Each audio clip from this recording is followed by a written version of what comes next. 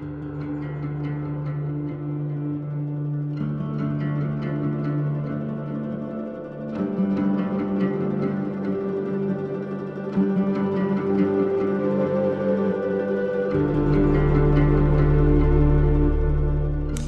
the 10-year anniversary of the release of Just Cause 1, the franchise that created not only the studio, but also has been helping to define a whole genre of sandbox games.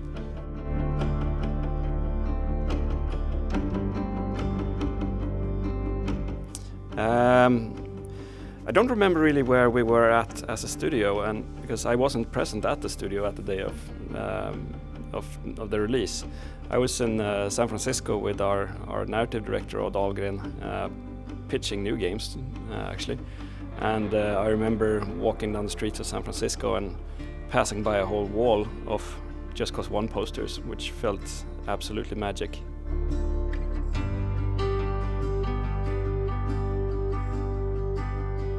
Well, when we created the first game, we certainly did not expect it, even though we wished it would become a franchise. And I could definitely not see myself sitting here 10 years later, but we felt when we released the game that we really had success on our hands, that we had created something different and something that would stick out and create a difference in the genre, but also broaden the creative horizons of all other sandbox game developers.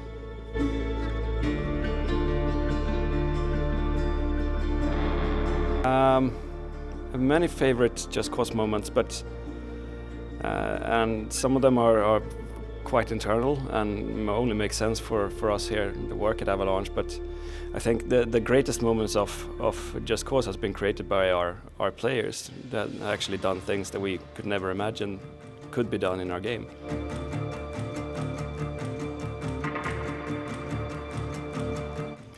Just Cause 1 was such a magic game because it was our first game. It was like when my first daughter was born.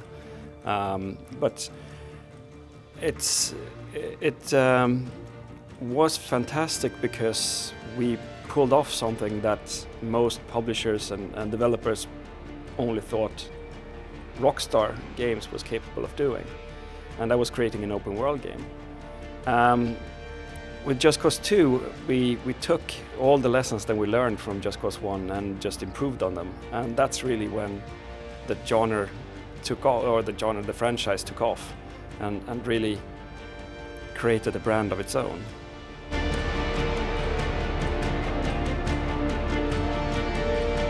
When I wrote the first concept document and the first game design document, a lot of it was focused around transportation, more or less. We want to offer our players multiple ways of getting from A to B in the world. And then the grappling hook and parachute was an idea that came up probably on another drunken night with our publisher and product development crew from IDOS at that time, where we felt that we needed to do something extra. So we came up with the idea of the parachute and the grappling hook, and we prototyped it very, very quickly, and that became sort of the defining feature of a Just Cause game. So, and it was a collaboration not between game designers, it was a collaboration, a common idea that we had from our producer at IDOS and to one of our tech leads and me and some other game designers being involved. So it's funny how those ideas can actually become something that you could never imagine.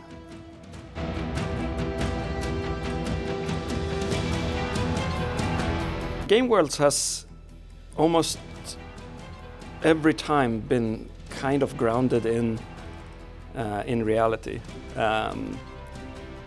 but then again they're not a simulation of the real world, because the real world is boring. But when we created Sun Espirito, this was about the time when the Once Upon a Time in Mexico movie came out. So it was kind of trendy to create film and games in a tropical setting. But there weren't that many games out with a tropical setting. It was only Tropico at that time. And so it felt fresh, it felt unique. Then with Just Cause 2, that was actually thanks to our narrative director, Odd Dahlgren, who's a big passionate vacation traveler to Southeast Asia, who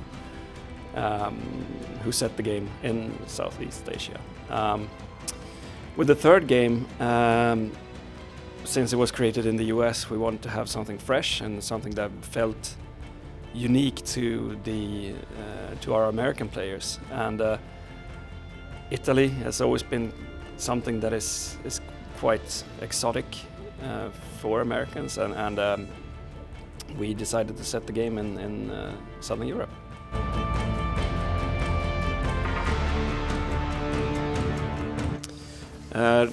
Rico was created in a bar on a napkin, and it wasn't really Rico that was created, it was more his actions that was created in that drunken drawing, where we wanted to illustrate a guy, our action hero, standing on the top of a car with a parachute sort of waving behind him.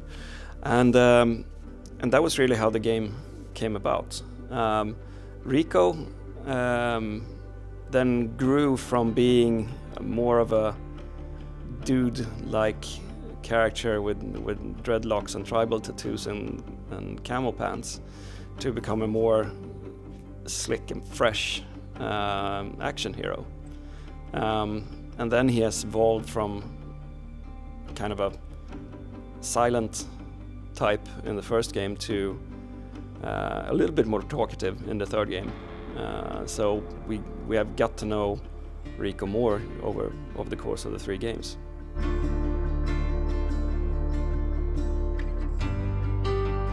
I would say to someone that hasn't played our games that Rico can be you. You can define your own Rico because you tell the story in the game when you're playing it. It's not Rico tells the story for you.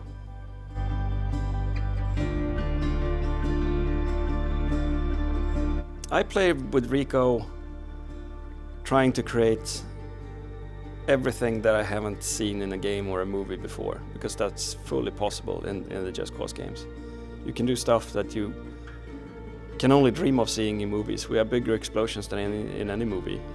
We have more exploding cars than in any movie or other game, so you can do whatever you like, and that's pretty much how I try to play. I try to do more crazy stuff than I could ever imagine doing in real life or seeing in a movie or playing in a game.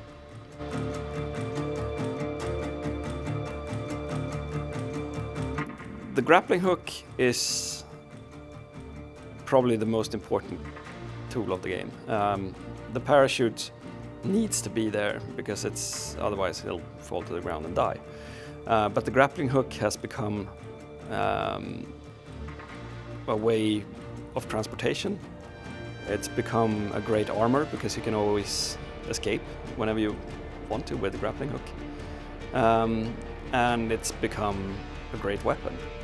So it has really evolved from being something that you equipped Rico with in the first game to something that you use constantly throughout the game. Whether you are on a boat or on a bike or in a tuk-tuk or in mid-air, you always use the grappling hook because it's your, it is his right arm.